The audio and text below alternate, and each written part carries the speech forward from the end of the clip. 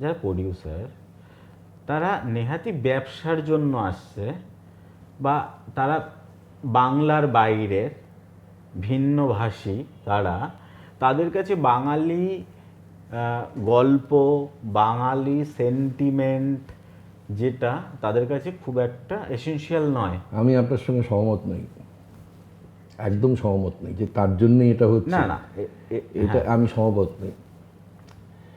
বাংলা নাটক, মানে আমি সেই গিরিশবাবুর সময় থেকে বলছি, তখনও অবাঙালি প্রযোজকদের হাতে ছিল। আপনি গোল্ডেন পিরিয়ডের যে সিনেমা, আমরা যেটাকে বাংলা সিনেমা বলি, গোল্ডেন পিরিয়ডে অধিকাংশ অবাঙালি প্রযোজক ছিলেন। স্বয়ং সত্যজিৎ রায়ের প্রযোজক অবাঙালি।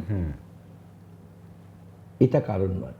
আর প্রত্যেকটি প্রযোজকই চান তার পয়সাটা ফেরত পেতে, তারা ব্যবসা করতে আসছে।